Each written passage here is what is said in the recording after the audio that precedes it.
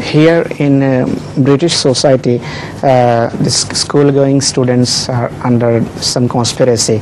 They are, by some people, made addicted to different addiction.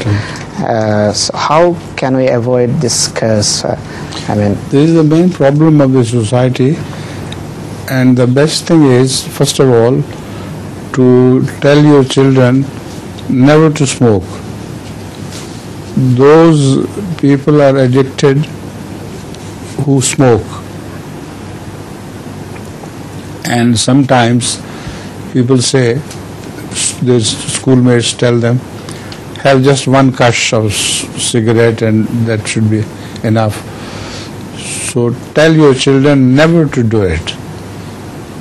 Those who have total abstention from smoking, they do not fall prey to these vicious students or palmates of theirs.